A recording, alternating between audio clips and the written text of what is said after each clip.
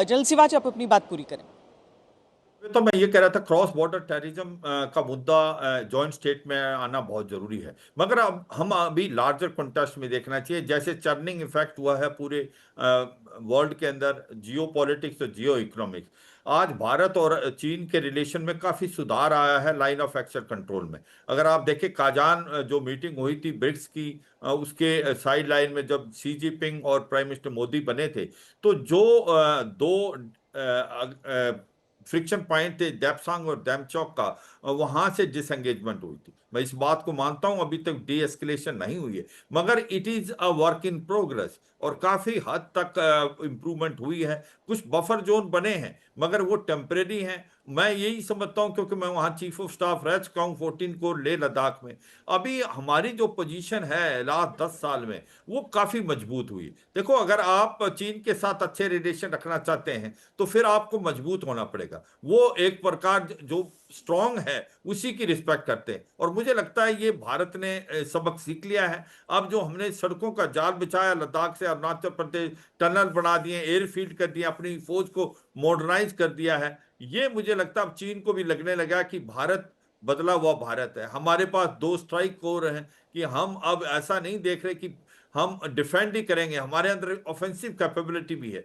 तो मुझे लगता है ये एक बड़ी इंपॉर्टेंट चीज है, मगर इसको मद्देनजर रखते श्वेता हमने आगे बढ़ना है। अब वक्त का तकाजा है, जिस प्रकार से भारत के अभी रिलेशन इतने अच्छे नहीं चल रहे यूएस के साथ, स्पेशली टैरिफ लेके 50% ये टैरिफ जो भारत के ऊपर थोप दिया है डोनाल्ड ट्रंप ने, तो ये सच्चाई है भारत के रिलेशन चीन और रूस से और अच्छे हों। और चीन से जब बात आती है कहीं ना कहीं ट्रेड की बात आएगी। अगर आप देखें कि सच्चाई यह है कि रेयर एर्थ जो मिनरल्स हैं अगर वो मिलते हैं आपको, और टनल बोरिंग मशीन मिलती हैं, केमिकल फर्टिलाइजर मिलते हैं जिसको भारत को बहुत जरूरत है, तो मुझे लगता है बड़ी अच्छी पहल है। आपके ये बॉर्डर के ट्रेड रूट्स खुल रहे हैं, जो लिपू लेक है, शिपकला और नथुला खुल रहा है, डायरेक्ट फ्लाइट्स होगी, वीजा रिस्ट्रिक्शन में कमी आई है।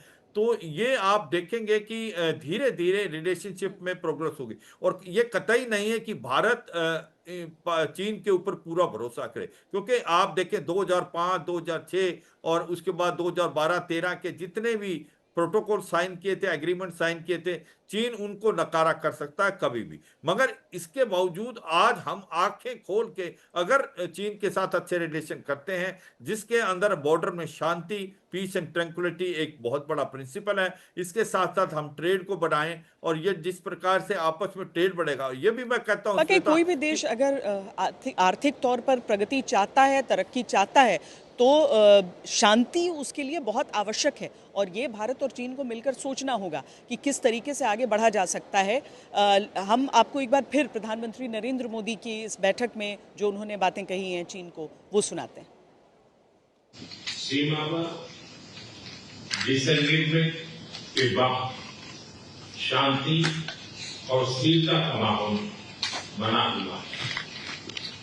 हमारे स्पेशल रिप्रेजेंटेटिव्स के बीच बॉर्डर मैनेजमेंट के संबंध में सहमति बनी।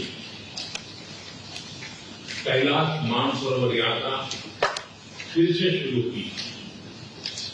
दोनों देशों के बीच डायरेक्ट फ्लाइट भी फिर से शुरू की जा रही है। हमारे सहयोग से दोनों देशों के 2.8 बिलियन लोगों के हित जुड़े हुए। इससे पूरी मानवता के कल्याण का मार्ग भी प्रशस्त होगा। परस्पर विश्वास, सम्मान और संवेदनशीलता के आधार पर हम अपने संबंधों को आगे बढ़ाने के लिए प्रतिबद्ध है। एफएनसी चीन द्वारा एफसीओ की सफल अध्यक्षता के लिए मैं आपको बहुत बहुत बधाई देता हूं। एक बार फिर चीन यात्रा के निमंत्रण के लिए और आज की हमारी बैठक के लिए आपका हार्दिक धन्यवाद।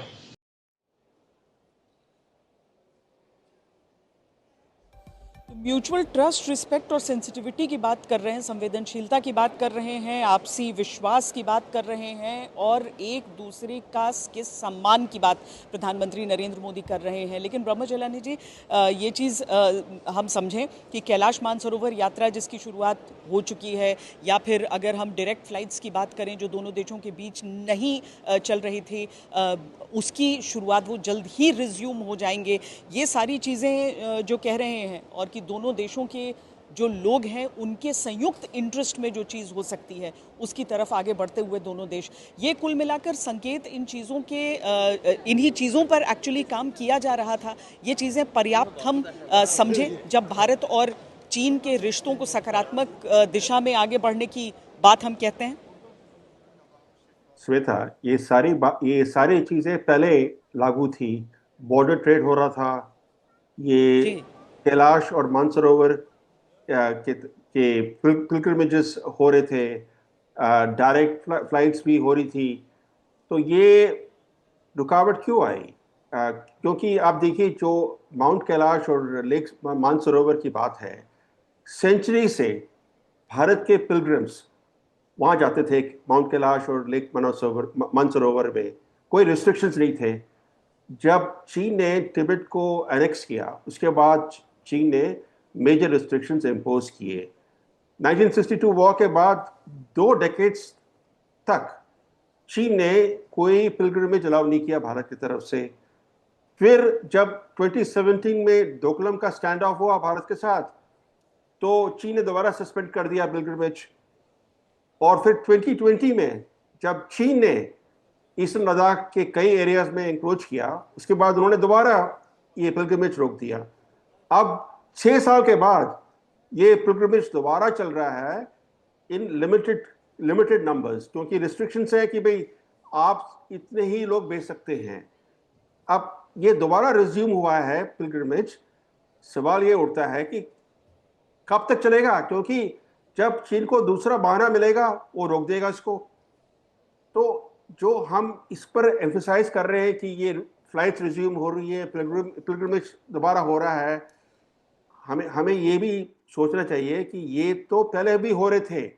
ये रुकावट हुई क्योंकि चीन के एग्रेशन के वजह है, और ये कभी भी दोबारा रुक सकते हैं।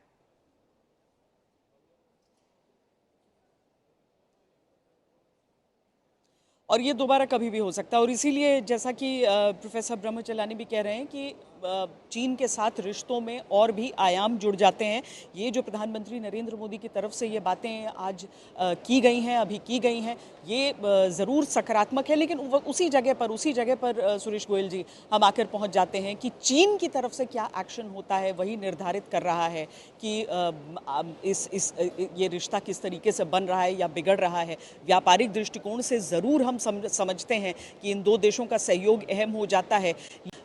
व्यापारिक दृष्टिकोण से ही जो दो देशों की प्रतिस्पर्धा है वो भी कहीं ना कहीं ज़रूर अकाउंट में ली जाती है। आज जो ये पूरी मुलाकात हुई है, ये जो पूरी बातचीत यहाँ पर हुई है, नो डाउट इसमें अब तक जो तैयारियाँ हो रही थी, जो अभी तक अधिकारी अपने स्तर पर बातचीत कर रहे थे, उसे आगे बढ़ने में काम आएगा। लेकिन कोई चेक्स और बैलेंस किसी देश पर संदेह को लेकर हो नहीं सकता है। सुरेश गोयल जी।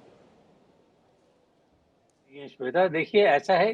अच्छा, मैं यहाँ से शुरू करता हूँ कि आप ये देखिए कि जब ट्रंप का इलेक्शन हुआ था, तो उस टाइम पर भी मेरे ख्याल है मैंने आज तक पर ही कहा था कि हम बहुत कह रहे हैं कि हमारे प्रधानमंत्री और ट्रंप के बीच में बड़ी अच्छी मित्रता है, रिलेशन अच्छे हो जाएंगे, वो हो जाएंगे। मैंने तब भी कहा था कि चीन एक बहुत बड़ा फैक्टर है।